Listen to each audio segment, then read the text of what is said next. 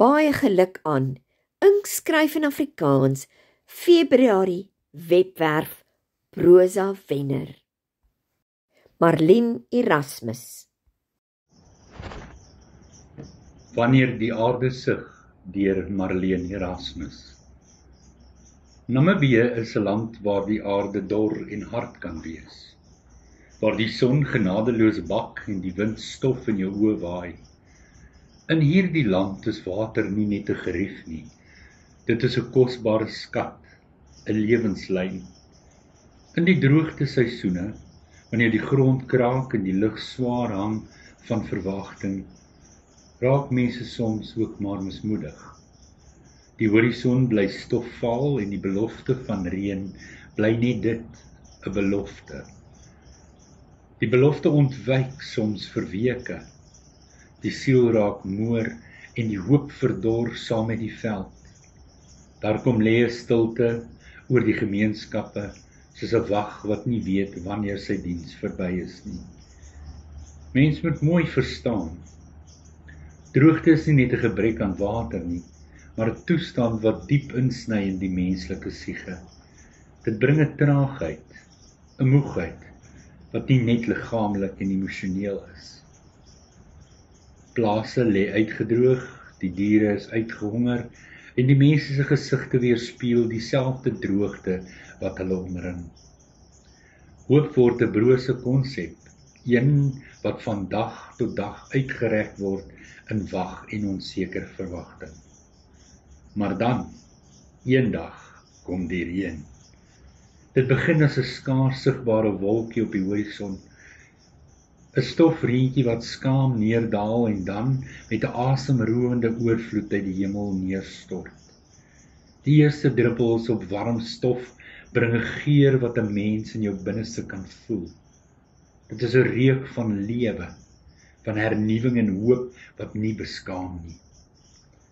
Water vloei in droë rivierbeddings, skep poele in die laagtes en bring 'n ritmiese musiek wat die hart weer laat klop.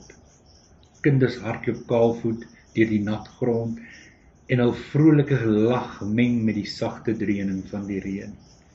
Volwassenes staan met oop arms onder die hemel met arms uitgestrek, asof hulle die seën wil omhels.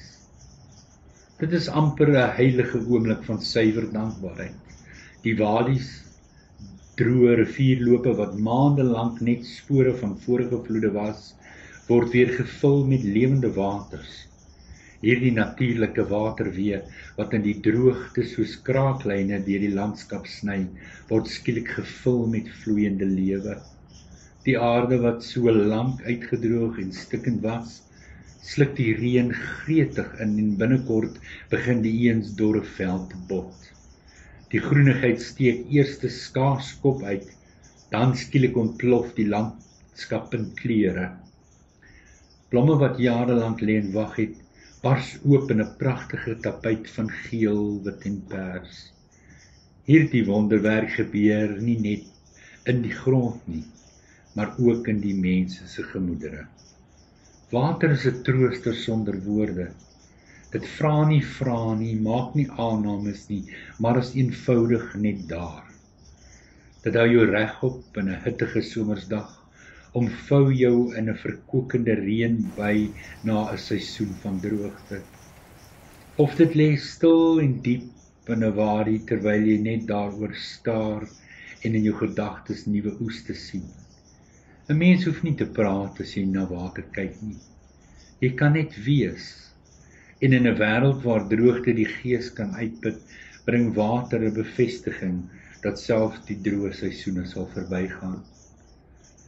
Dalk is dit juis omdat water self nooit net bly staan nie. Dit vloei, dit verander, dit vind altyd 'n weg. En tog, ook in daardie konstante beweging, bring dit 'n ongelooflike vrede. Dit leer ons dat niks vir ewig dieselfde bly nie, dat selfs die moeilikste tye uiteindelik sal verbygaan en dat rus en herstel 'n natuurlike deel van die siklus is. Dalk is dit hoekom mens met 'n vol hart en 'n moe gees altyd na die reën, na 'n rivier wil gaan, want diep binne weet ons, Water was nog altyd daar om te hernie, te kalmeer en om die siel se dorstige grond weer sag te maak. En miskien is dit hoekom ons in 'n land van uiterste water nooit sommer as vanselfsprekend sal aanvaar nie. Dit is 'n geskenk wat met eerbied ontvang moet word.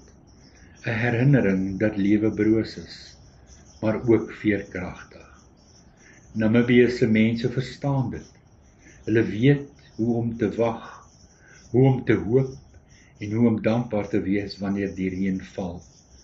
Want wanneer die eerste druppels in die stof neerplof, is dit nie net die aarde wat verlig sig nie, maar ook die siel van 'n volk wat vir 'n oomblik weer vry kan asemhaal.